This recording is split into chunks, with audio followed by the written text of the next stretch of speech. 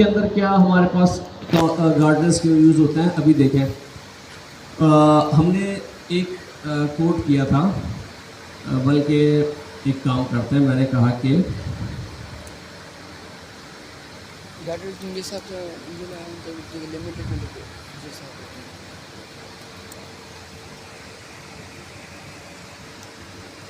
ठीक है, मैंने कहा कि गार्डरेन्स हम क्यों यूज़ करते हैं, गार्डनर इसे यूज़ करते हैं। हमने जो पहली अपनी शुरू में क्लास ली थी उसके अंदर मैं क्या कहता एजेंट बनाया था, और एजेंट को हम कुछ भी पास कर रहे थे तो वो हमें उसका आंसर रिटर्न करना था। यानी कि हमने जैसे यहाँ पे बनाया, लेट सपोज मैंने कहा यू आर आ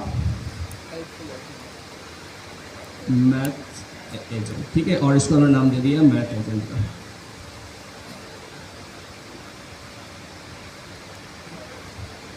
ठीक है, और इसको हमने चलिए मैथ एजेंट इसका नाम,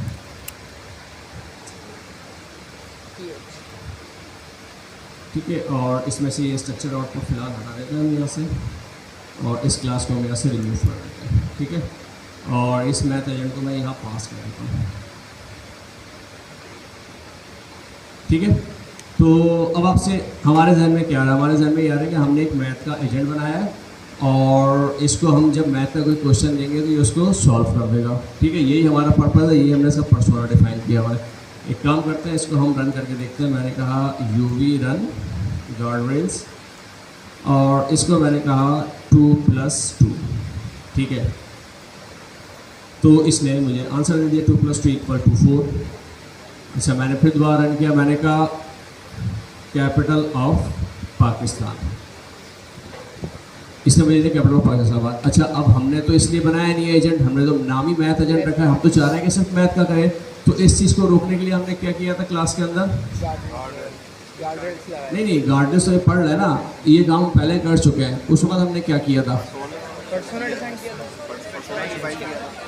क्या किया था, पर्सोना डिफाइन किया था, पर्सोना में डिफाइन कर दिया था हमने, उसके इंस्ट्रक्शंस के अंदर डिफाइन कर दिया था कि ये आप सिर्फ मैथ का काम कर सकते हो, अगर मैथ के अलावा कोई और चीज़ आए तो सिंपली मना कर दो या ये आउटपुट रन कर दो। तो हमने पहले एजेंट को पर्सोना देके डिफाइन किया था। ठीक है, कि आपने सिर्फ मैथ के अलावा कुछ नहीं करना।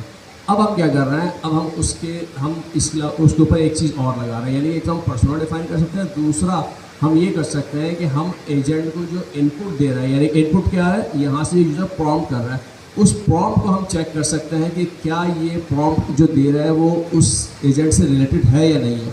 अगर उस एजेंट से रिलेटेड है तो अलाउ करेगा, और नहीं है तो आपको एरर दे देगा। ठीक है, गार्डरेन्स का मतलब सिंपल वैलिडेशन ऑन इनपुट और आउटपुट दोनों पे होती है, यानी कि जो एजेंट आउटपुट जनरेट कर रहा है उस पर भी वैलिडेशन लगा सकते हैं, और जो एजेंट को हम इनपुट दे रहे हैं उस पर भी वैलिडेशन लगा सकते हैं। ये गार्डरेन्स होती है बेसिकली। ठीक है, अब इसको इम्प्लीमेंट कैसे करते हैं वो हम देखते हैं। ठीक है, अच्छा, तो इम्प्लीमेंट करने के लिए यकीनन आप अगर जब यहाँ पर आएंगे अपने एजेंट के अंदर, क्योंकि सारी चीज़ें एजेंट के अंदर होती है ना, हम जो टूल्स करते हैं उसको भी एजेंट के अंदर होता है।